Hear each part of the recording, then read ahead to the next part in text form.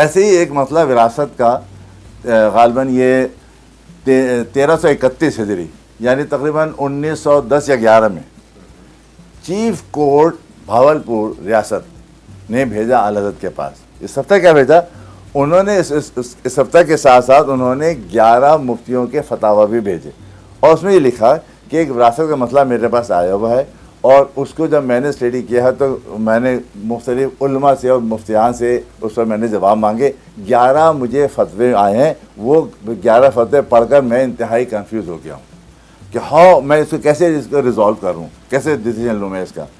تو مجھے کسی نے کہا کہ بریلی شریف میں ایک عالم دین ہے, مفتی ہیں, آپ ان کو بھیجیں. تو یہ میں خط کے ساتھ ایک خط بھیجا انہوں نے ساتھ میں الگ سے, پھر اس ہفتہ بھیجا ساتھ میں وہ فتاوی بھیجے اور اس کے ساتھ ساتھ انہوں نے کورٹ فیس بھی بھیجی منی آرڈر کے ذریعے. وہ تو منی آرڈر تھا ظاہری بات.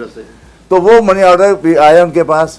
جب وہ ڈاک ان کے پاس آئی تو جو لے کر آیا ڈاکیا, اس نے منی آرڈر ہاتھ میں دیا کہ بھئی منی آرڈر بھی ہے, اور اس کے بعد انہیں چیزیں دے دی. مولانا احمد احمد نے جب ان کو دیکھا تو اپنے جو نائب تھے ان سے کہا کہ بیٹا ذرا کھولو خط کھولا. انہیں خط پڑھ جو میں نے بتایا نا تقریباً چیز بتا دی ان کو کہ بھئی اس طرح مسئلہ ہے اور 11 فتوی موجود ہیں اور یہ کورٹ فیس بھی آئی ہے. احمد نے جو پہلا کام کیا جو ایک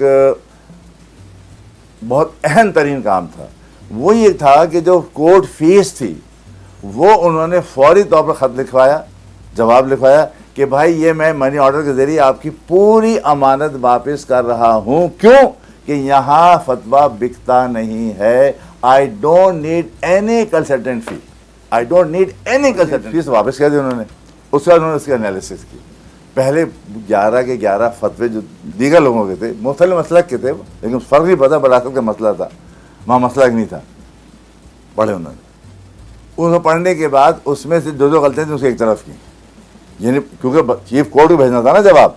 انہوں نے 11 مفتیوں کی اغلاط کو اکٹھا کیا تاکہ اس کو اغلاط کر کے اس کو وہاں بھیجنا تھا. اس کے بعد انہوں نے جو استفتاء انہوں نے بھیجا تھا چیف کورٹ نے, ان کا نام تھا جناب محمد دین صاحب. انہوں نے جو لکھا تھا وہ انہوں نے پڑھا, اور پڑھنے کے بعد جو اس کی پیچیدگیاں انہوں نے دیں, اس کے بعد انہوں نے اس کے تقریباً 10-11 قریب انہوں نے اس کے چیپٹر بنائے کہ کہاں کہاں مجھے کیا کیا کرنا ہے. آخر میں انہوں نے ان مفتیوں کی غلطیوں کی اصلاح بھی کی کہ ہاں یہ کرنا چاہیے تھا, انہیں یہ کرنا چاہیے. یہ سارا اس فتاوی کی 11ویں جلد موجود ہے. اس کے اندر جو ہے یہ سب تقریباً 60 صفحے مشتمل یہ جواب ہے. اس کے اندر صرف وراثت کا مسئلہ ہے اور 60 صفحے ہیں.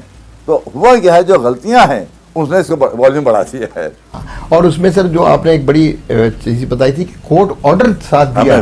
تو جب انہوں نے سارا کر لیا تو اب انہوں نے پھر ایک بالکل انالیسس کرنے کے بعد اب اس کو آپ سولوشن دے رہے ہیں. اس کا سولوشن جو چیف کورٹ دیتا ہے یا جج دیتا ہے وہ ایک آرڈر ہوتا ہے اور ایک ترتیب میں ہوتا ہے.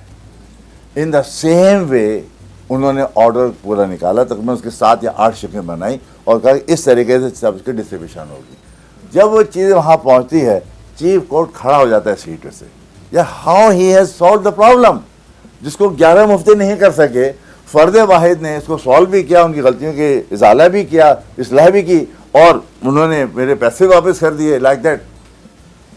میرے تفصیل معلوم, کہ میرے علم میں یہ بات ہے کہ شاید وہ چیف کورٹ جو ہیں بہت متاثر ہوئے تھے اور غالباً وہ بریلی ان سے ملنے بھی گئے تھے.